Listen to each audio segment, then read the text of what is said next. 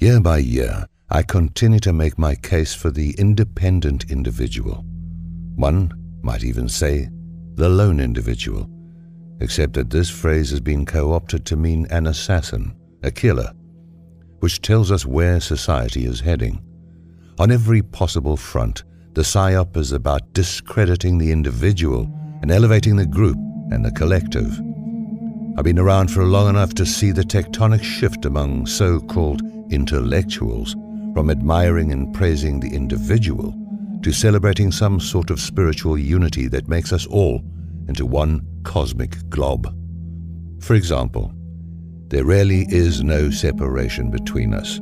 That's an illusion. Finally, we are one consciousness. I dispute this. I reject it completely. This, yes, insanity arises from a basic confusion and blind spot about the creative power of the individual, which has no boundaries. It is quite possible to imagine and create and invent a perception that we are all one consciousness and to experience the fullness of the perception. It is not an illusion. It is quite real. But one can also uncreate that perception. In fact, in the early spiritual exercises of the Tibetan tantric students and adepts, this on-off creation was a significant component. It was done consciously as a merging and unmerging with nature.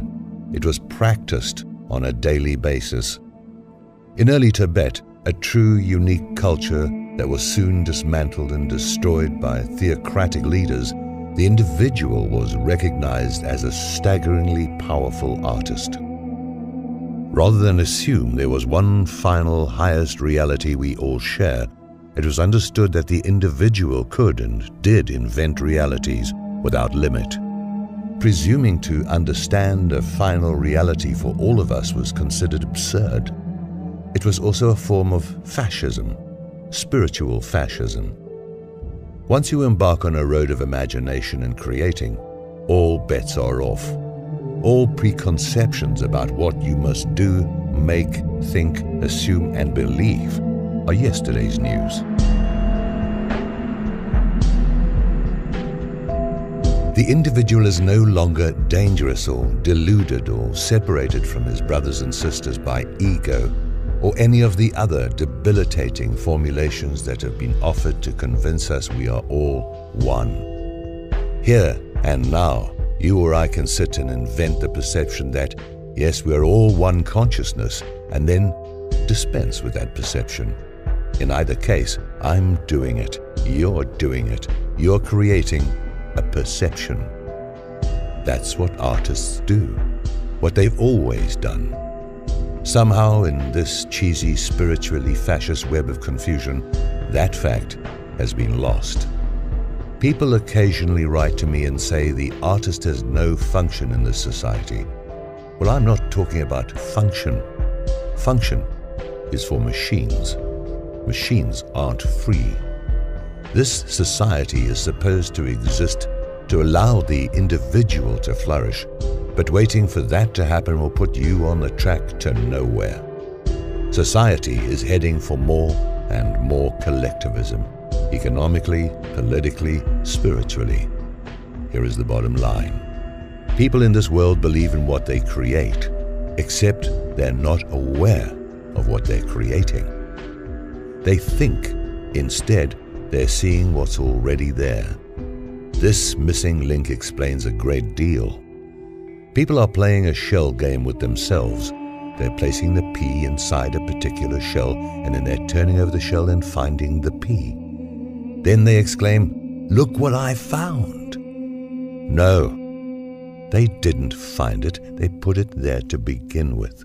They created a reality and then denied they created it. This would be like a painter spending 6 months making a huge work in his studio and then saying, "It's a miracle. I walked into the studio today and I found this painting leaning against the wall. Astonishing." Yes, you can conceive of or create all of humanity and stars and galaxies as one consciousness if you want to. You can do that. You can also do something else. In either case, you did it. and you can undo it. The clue you should take from that exercise is you have an extraordinary capacity to create content. Dictators and fascists tell you what content you should create, and on top of that, they say you didn't create the content at all. It was always there. I could write a science fiction story that goes this way. One day, the guy next door, who is a painter, lugs one of his large canvases into your house and hangs it on a wall. He has a big grin on his face. He's positively serene. He's producing great generosity out of every pore. And he says, "Look at this. This is what reality really is. Do you see it? It shows that we're all one great consciousness. And the funny thing is, I didn't paint this. It just appeared on a blank canvas. I saw it this morning when I went into my studio." Now, listen. You should believe in this painting too. You really should. This is the higher reality. Yes, I could write this science fiction story, except it's already happening every day.